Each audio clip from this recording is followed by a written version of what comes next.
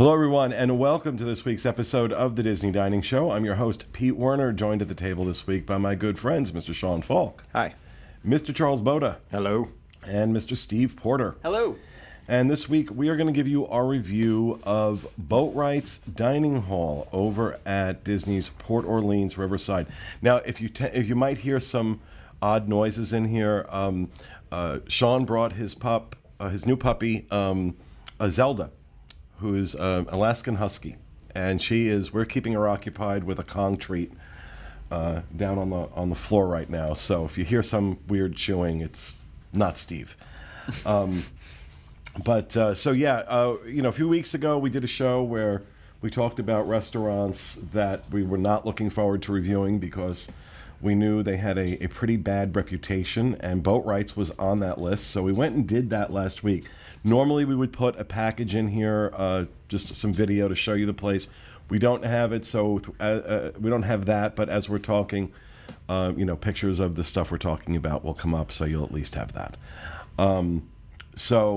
Boatwright's one of the worst reviewed restaurants on Disney property. It's pretty roundly not cared for. You have some people that really like it, but most people will tell you they did not have a good experience when they ate there. And you're going to hear, I think, a little bit of both from us today. Now, what we did was appetizers, main course, and dessert. So we'll start with the appetizers. We did a charcuterie board, which was a chef's selection of cheeses and smoked meats and some pickled vegetables. We did, Sean got a French onion soup as part of his prefix menu that he did. Mm-hmm. And also got crab cakes. And I had crab cakes with like apple salad. It was like an apple slaw kind of thing. Right. And then we also got the fried green tomatoes. And I believe that was everything that we got. Oh, and the Mardi Gras fritters. Oh, the Mardi Gras fritters, yeah. And so the Mardi Gras fritters are a homemade pimento cheese fritter that's deep fried with the pepper jelly. That was outstanding. That was really, I thought that was really, really good, as was the charcuterie board. I was surprised at $15. The charcuterie board was a lot better than I expected, in part because they had this chicken liver pate, which is really easy to get wrong. And it was delicious. It was one of the best chicken liver pates I'd ever had. Mm-hmm. The meats were good, that stuff. Then we get to the fried green tomatoes and the crab cakes. I'll let you talk about the crab cakes, Sean, since you and Charles were the ones who primarily ate those. The crab cakes actually weren't bad. I probably liked them the best of the appetizers, but I really didn't like the appetizers that much. So I didn't like anything that much. Just spoiler alert. But because this was like one of the worst meals I've ever had in my life. But I didn't think the Mardi Gras fritters, or what were they? Fritters. Okay. Yeah. It would, like, inside, to me they were like gummy, and it was just not. It wasn't my thing. But I will say the crab cakes did actually have quite a bit of crab in it, so I'll give them good credit on that, and they weren't bad tasting. You usually can, if you don't do the prefix menu, you can add those on for $10 onto any main course. So I would do that, I guess, in lieu of an appetizer. I would just add that onto one of my other ones, but... So I really enjoyed the Mardi Gras fritters. I thought they were really good. They were like really fancy mozzarella sticks, so of course I'm gonna like them. But fancy mozzarella sticks. That's, they were good though. Yeah. Whereas rather than fancy mozzarella sticks, in my head, it was kind of what I would have made during that phase in college where I threw everything into the deep fryer and it all tasted delicious. Is that it's pimento cheese, and I like that. And I'm noticing every restaurant, because it works, is having something pimento cheese based. Yeah. But it's fried cheese, which is awesome because cheese is awesome and frying stuff is awesome. But like, it's not, I mean, good for you. You fried some cheese. That wasn't a huge selling point. One thing that is of note, by the way, is they give you cornbread service in the beginning. Oh, yeah. And that's what started it off. I had no preconceived baggage with Boatwright's. So the cornbread coming in, and then with the appetizers, like that charcuterie board was, what, $15? $15. And had a decent amount, and it was I mean, it was better than I expected. I was not expecting that And quality. just for a point of reference, the Mardi Gras fritters were $10. The fried green tomatoes were $10. So these were not, as Disney restaurants go, these were not ridiculously overpriced appetizers. I was surprised by the charcuterie board. I was surprised with the Mardi Gras fritters. The fried green tomatoes were basically all you tasted was the remoulade sauce they put on top and the breading. Yeah. The tomatoes themselves really just had no flavor. So, you could have just given me a bowl of breading and remoulade, which I'm not above doing. And it probably would have been the same experience. So the actual tomato in it served no purpose. So, Yeah, I will throw that in also. I didn't have any preconceived thing with Boatwrights either. It's at Port Orleans Riverside, and I mean, I've stayed there plenty of times. I just have never eaten there before, and so I didn't even know when you mentioned Boatwrights the other day that it was notorious for being a bad restaurant. You always hear Tony's and place Hollywood and Vine, that kind of thing. So that one was new to me, but I mean, it's well earned. It's a terrible name. and so. you brought up the cornbread, which we were all surprised, I think, how good the cornbread was good, yeah. It was a legitimately good start. That's why I was saying I didn't have any baggage on it. So if that was my first taste of what the restaurant was going to be like, and they weren't really, really heavy, which can be disastrous if you eat a lot of heavy cornbread before a meal. They weren't really heavy. They had a good flavor. The butter that they gave with them was nice. I mean, it was a decent bread service kind of thing to lead into it, and they were more than happy to bring us an extra basket and everything like that. I mean, it got me off on a good start, and that combined with the charcuterie board and the fritters a bit. Sorry, it's dog distraction. Yeah. Anyway, yeah.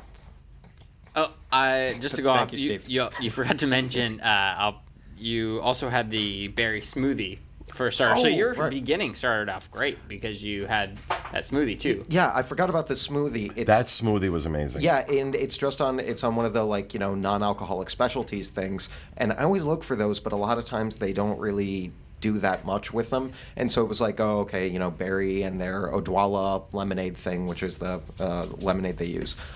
They brought it over, and it was surprisingly good, and it looked nice too. It was set up decoratively with raspberries on a glass spear and everything. But yeah, I think everybody had a sip of it, and it was really, really good. I finished it before the appetizers even got there. Mm-hmm. Yeah, I had the Saskalusa Sweet tea. yeah. But it was an alcoholic drink.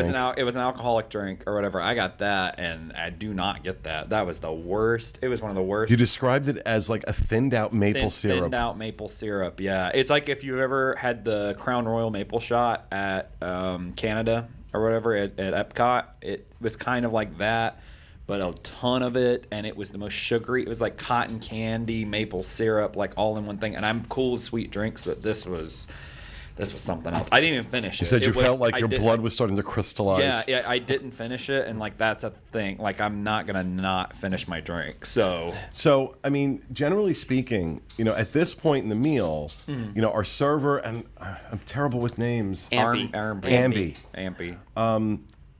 Server was amazing. She just everything you want in a Disney server. She was friendly. She was funny. She was knowledgeable about the menu. The cornbread was great. Like I said, I really enjoyed the charcuterie board. I really enjoyed the fritters, the fried green tomato. But so far, I'm like, okay, wow, we're off to a really good start. And then the roads diverged. The main courses came. Now, Sean chose to get they had a prefix menu, which gives you the French onion soup, which is $8 if you just order it directly off the menu.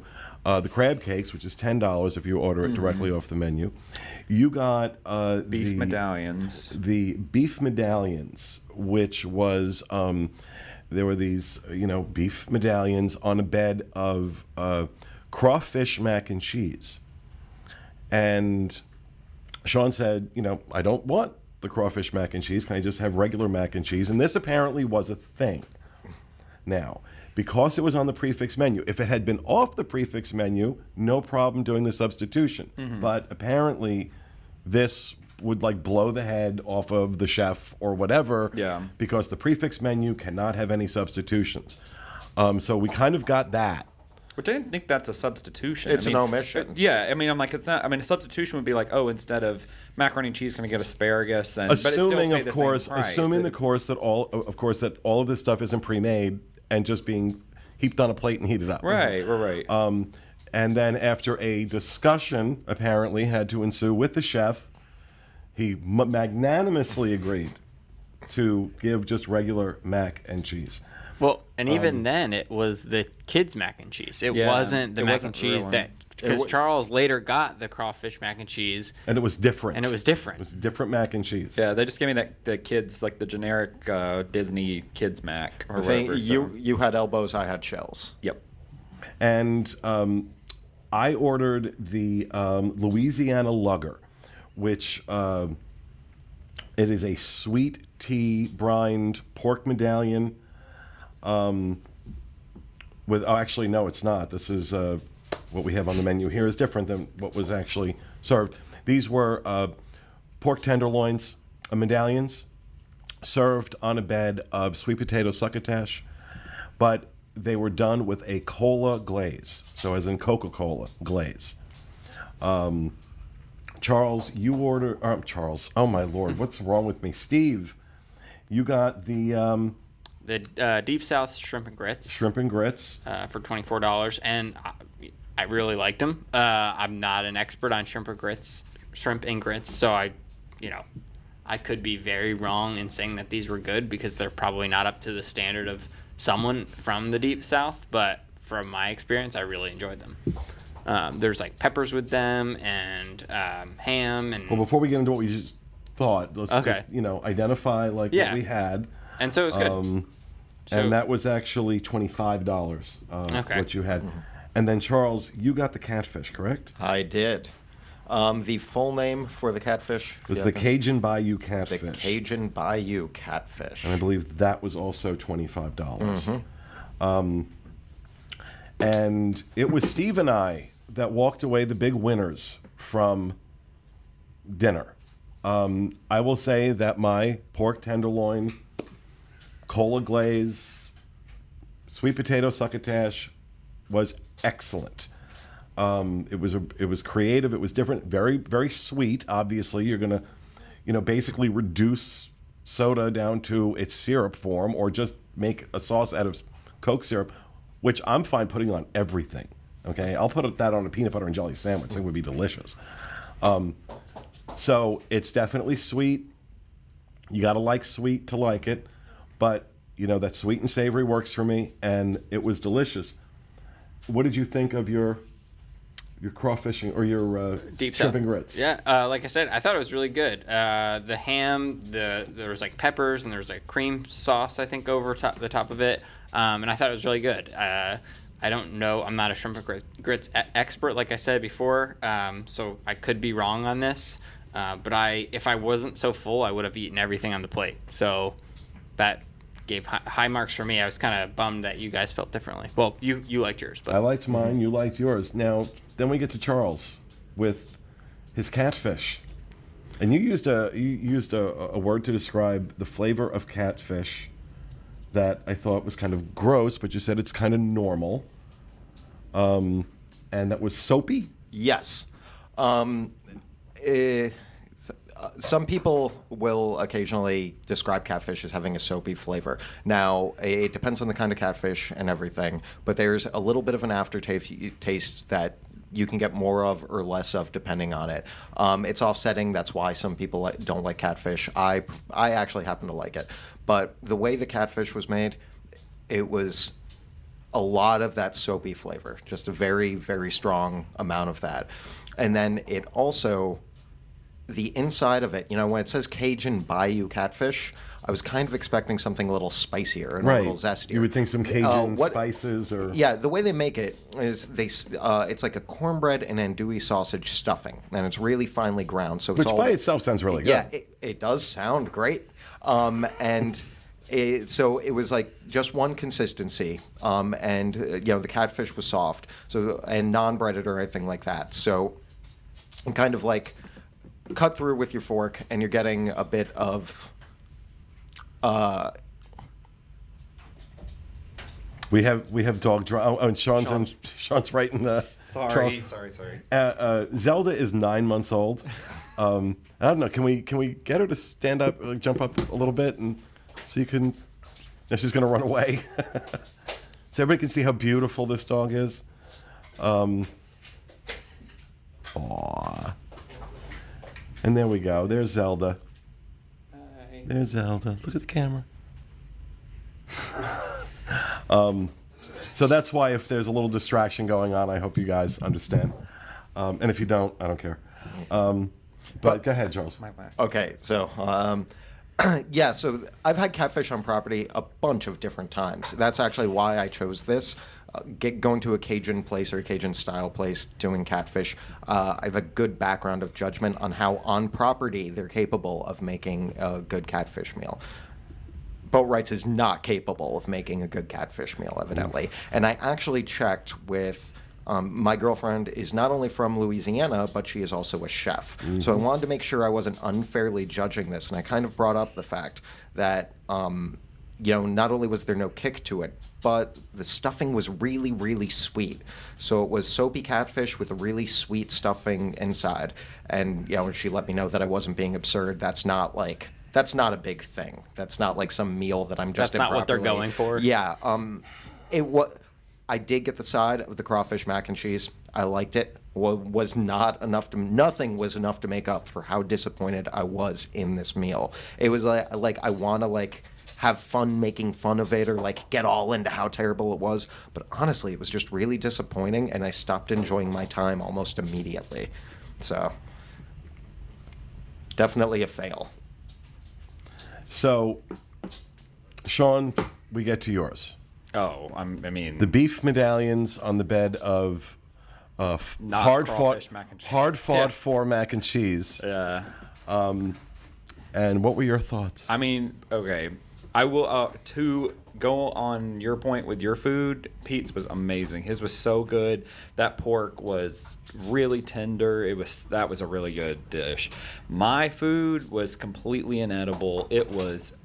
I don't get. I could have made it better than that. Now, I don't cook. So in all honesty, when he first said this at the table that it was inedible, I thought maybe he was being a little dramatic. So I wanted to take a taste. yeah.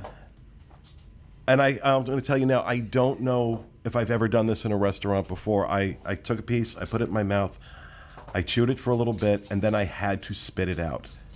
Inedible is the exact word. Yeah. It was inedible. Yeah. It was tough. It was overcooked. But beyond that in and of itself would not have made it inedible. It was...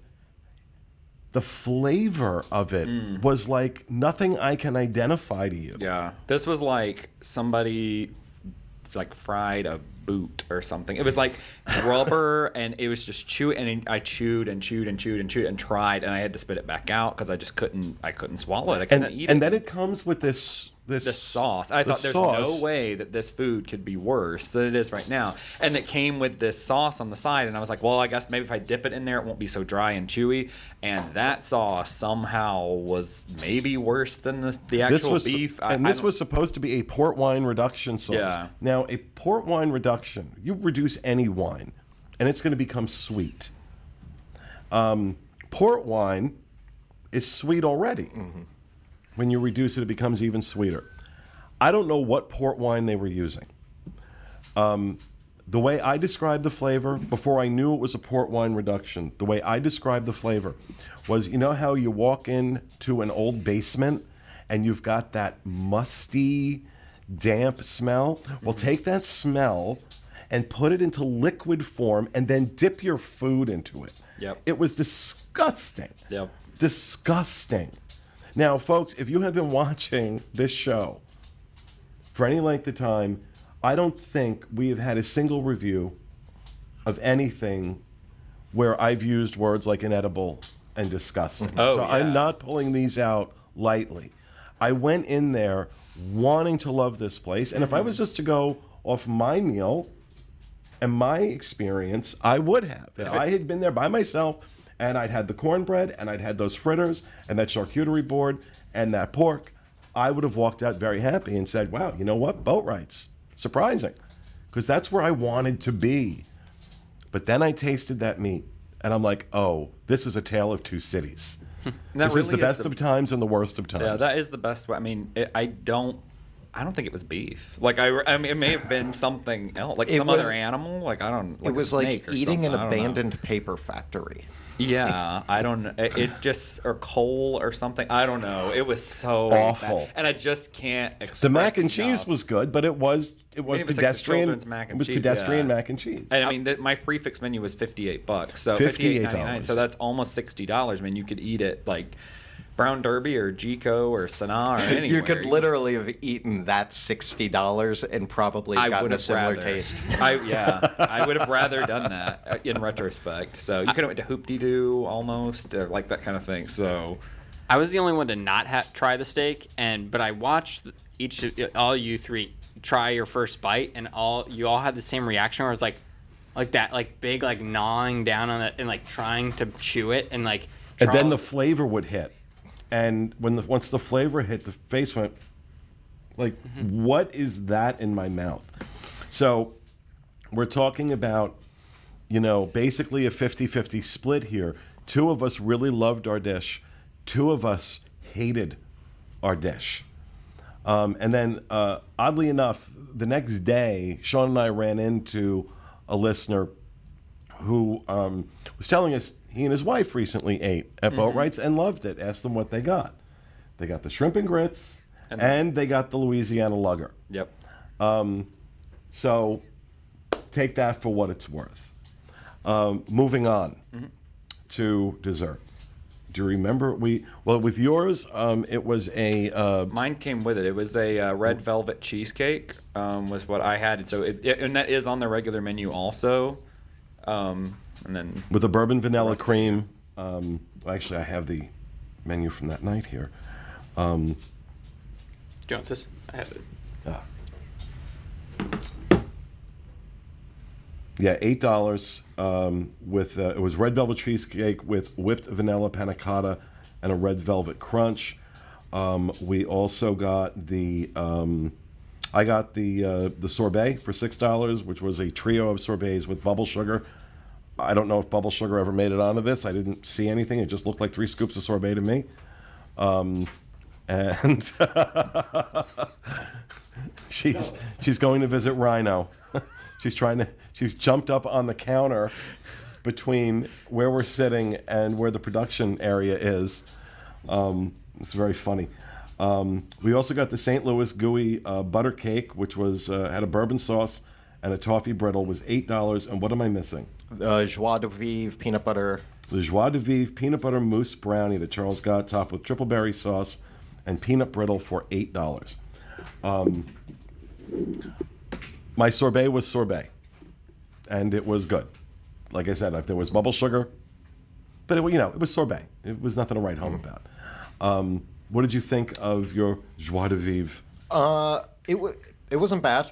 I'm not going to hate on it just because I've been burned at other parts of the meal. But it's essentially it's peanut butter and chocolate, so you're not going to. Had really an amazing mess that peanut up. brittle though. The peanut brittle on top was pretty good, and then it also had with some kind of berry sauce along with it that went well with it. So I mean, altogether, it was relatively good. And Steve, what did you think of the ooey gooey Butter cake. Butter toffee cake? So the cake itself was really good. It had I think a homemade whipped cream on top. That was really, really good. The weird part about this dessert though is there's the toffee brittle on top, and I took a bite because I like toffee. That was kind of nasty. And I couldn't describe what it tasted like, and I was like, oh, someone else has to try this. Like, what am I tasting? And you taste it, you're like, oh, it tastes like the smell of wet dog. Yeah. And Yeah, that was it. It was actually a dog hair brittle, a wet dog hair brittle that they put on top. And I'm going to go to Sean, who is wrestling with his dog as we speak. Okay, Just biting my hands. Mine was actually okay. It was way better than the rest of the meal was, but there was just no way it could have been worse. Oh my God, that hurt really bad. She's nipping. But Well, she's still teething, so. yeah, there's just no way it could have been any worse than the rest of the meal. So it was just really, really bad. This restaurant sucks. Sorry. Will she come over by me? Come here, honey. Come here. There. She's moved on. She's moved on to something. While else. I'm not on. She's Yeah. stopped long enough. Gnawing the skin off your bones. No, I literally have teeth marks all She through does- my he does. arms. Yeah, your red velvet cheesecake was okay. It wasn't anything phenomenal. It almost tasted prepackaged, to be Yeah. honest. It didn't taste like it was homemade. I think of all the desserts, the Steve's, the gooey butter cake was Gooey butter definitely cake the winner. Just was take that definitely toff. the winner. Throw the toffee away though. Now, interestingly enough, during the meal, the manager came over and she asked. She was obvious that we were vlogging, and who are you vlogging for? And we told her, and she's like, "Okay, that's great. If you need anything at all, let us know." She came back over during dinner. She asked how everything was, and we were honest with her. We said that Charles didn't really like his catfish. Steve, that Sean's beef medallions were inedible, and she wanted, can I get you something else? And Sean was like, no, I'm kind of eating his pork, and Yeah. I mean, we had 5 appetizers between 4 people. So. yeah. So, but that was it. That was it in terms of recovery. And I was surprised when we got the check that nothing had been adjusted for his meal, because he, like I said, he got the prefix menu at $58.99. Barely ate any of his main course. I mean, most of the beef was still there. There were 2 medallions, average size medallions. I think maybe half of one of them had actually been eaten. Yeah. And once the check came, so we're talking, 4 appetizers, 4 main courses, 4 desserts, 1 alcoholic drink, 1 specialty drink, and then sodas and water. This bill came out to roughly $240 or $60 a person, which kind of blew me away. No way, even for as good as mine was, no way was it worth $60. No way. Certainly Charles and Sean's were definitely not worth $60, and I don't think No. Steve thought his was. And I enjoyed mine, but it just wasn't, the price point's not there at all. I mean, I No. would rather go to Homecoming or a million other places that would be around that price point more realistically and really enjoy it. And yeah, at the end of the day, the fact that really saying A Tale of Two Cities is a real fair assessment of this experience, that we had two main courses that were really good and 2 that were absolutely awful. That makes this place way too inconsistent. And I understand, would I go back there again? Not really. Not really. Not at that price point. Not at that price point. And if you do find yourself there, be warned. There's some other things on the menu. Maybe they're good. Maybe they're not. And now she wants to. She's like, I'm done with your show. Scale of 1 to 10, Charles. What do you give it? 4, and it gets a 4 specifically because the service was that good. Otherwise, I would give it less. One thing I do want to mention too is that it's where we were up on the top floor. In fact, most of the place, it's not very crowded. That is one benefit that it has for itself, is the way it's arranged. Like, you're not packed in, jam-packed or anything like that. Although I do think with the room they have, our tables are still really, really small. But, I mean, decor and service and everything like that, I'm not gonna just beat it up for no reason, but that entree was just so bad. And rolling the dice like a 50-50 on something, it's lucky it's getting a 4 from me. You're spending too much money at this restaurant to have a literal crapshoot as to whether or not you're going to have a good meal. Steve, scale of 1 to 10. I was going to give it like a 6, but with the price point, I'll give it like a 5 because it's just not worth the money, and it's not even like my shrimp and grits. I enjoyed them, but it wasn't like, wow, these are the best meal I've ever had. That would have been worth that price point. And I actually think the theme we when we were eating, we talked about a little bit about the theming. Is it doesn't feel like very southerny in there. We were saying it kind of almost feels colonial. So I didn't like the theming. I mean, it is what it is. So I would say like a 5. Sean. I knew at the time we were there, I said I'd give it a 2, but now that time has settled in, I don't know. I might give it more like a 1 or something. She's taking pictures down taking of the photos corkboard. I mean, like 1, I guess. I mean, the food was inedible. I mean, you can't really 1 because the server was good, so I can give it a 1 for that. I'll give it a 2. They didn't make me like eat it out of a trough or anything, so that's kind of the only other thing. They could have just thrown it all on the table and made me eat it with my face or something. So that would be the only thing to make it worse. So 2. And I, at the time, gave it a 6. I'm going to stick with that because, like I said, there were real highlights to the meal. My main course was delicious. The charcuterie board was excellent, and that pate was a real surprise. I thought Charles's smoothie was really good. The service was outstanding. Honestly, she makes up. They need to have servers that good to make up for the fact that their food is that bad. So for that, I give it a 6. But this place is not worth what you're paying to be there. It just isn't.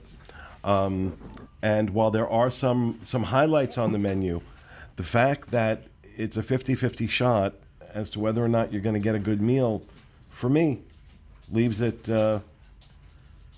someplace I just wouldn't recommend. So there it is. That's our review of Boatwright's Dining Hall over at Disney's Port Orleans Riverside. And that'll do it for this episode of the Disney Dining Show. We'll see you next week.